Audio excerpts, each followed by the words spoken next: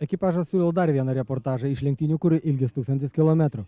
Į ralį aplink Lietuvą prezidento taurį laimėti susirinko virš 60 dalyvių, tarp kurių yra ir ekipažas. Tradicinis ralis aplink Lietuvą jau vyko 8 kartą. Kaip ir kiekvieną sykį, į šias varžybas susirenka gausus būrys dalyvių. Populiariose lenktynėse startavo virš 60 ekipažų. Tuo pat metu tose pačiose trasose vyko dar 2 varžybos. Dėl šalies autoralio 4 etapo nugalėtojo vardo varžėsi 15 ekipažų, o mėgėjo ralio čempionato 3 etape startavo 25 automobiliai. Kaip ir kiekvienais metais, lenktynėse aplink Lietuvą dalyvauja nemažai žmonių su negale. Neįgaliųjų įskaitoje užsiregistravo net 18 ekipažų. Dėl taurės kovojo ir 5 motociklininkai. Varžybų atidarymo iškilmės įvyko Lietuvos sostinėje prie Baltojo tilto. Pirmiesiems automobiliams startą davė visuomet palaikantis šio ralio idėją buvęs Lietuvos prezidentas Algirdas Brazauskas.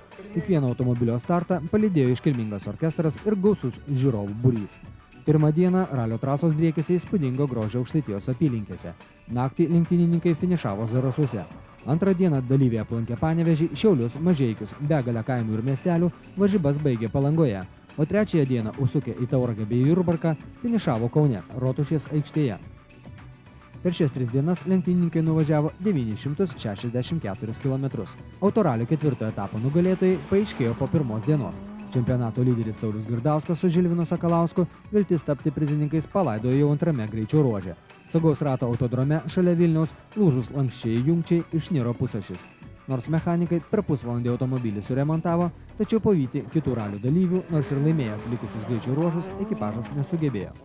O nugalėtojų tapo jau apsipratę su naujoju Mitsubishi Lancer Evo 6 ir vis drąsiau ir efektingiau važiuojantis Rokas Lipeikis su Bronium Samuoliu. Antrą vietą užėmė Vladas Pleskovas ir Edmundas Galvanas, o treti Dovilas Čitelė ir Paulius Kurkauskas. Baigę ralio čempionato etapą, 5 profesionalų ekipažai persėdė į kitus automobilius, tęsė kovą dėl prezidento taurės. Objektyvumo dėliai reiktų pastebėti, kad autoralio etapo nugalėtojai Rokas Lipeikis ir Bronius Samuolis bendroje prezidento taurės įskaitoje užėmė tik 8 vietą. Vis tik tokio pobūdžio rungtyse, kurios buvo ralyje aplink Lietuvą, taip vadinami mėgėjai, važiuojantys standartiniais automobiliais, tradiciškai yra stipresni. Jiems teko įveikti 28 greičio ruožus. 11 iš jų buvo slalomo pobūdžio. Taip pat teko važiuoti ir hipodromais, lenktyniauti miestų gatvėmis, lėkti žvyrkeliais bei karjerų.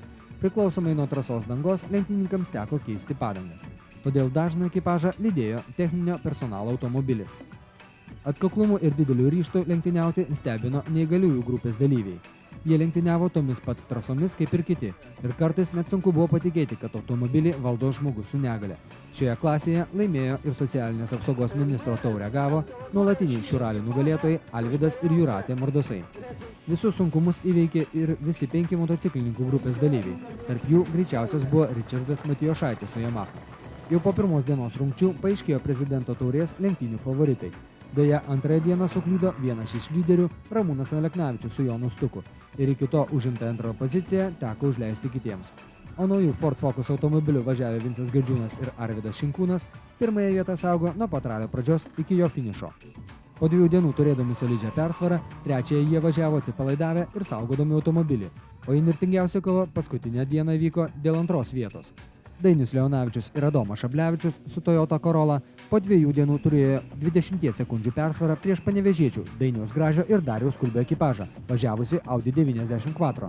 2 kart Vilniečiams suklydus ir likus 2 greičio ruožams iki finišo, šiuos ekipažus skyrė jau tik pusę sekundės. Tačiau sugedęs Audi amortizatorius atėmė iš Dainiaus Gražio ir Dariaus Kulbio šansą užimti aukštesnę nei 3 vietą. Antrais tapo šio reportažo autorius Dainius Leonavičius ir Adomas Šablevičius, o greičiausiai buvo ir prezidento taurę laimėjo Vincas Girdžiūnas su Arvydu Šinkūnu. Manau, toks ralis yra rimtas dalykas, parodo ir vairuotojo šturmano ištvermę ir technikos. Man tai patinka, kadangi jau yra tekę laimėti tokį ralį vieną kartą.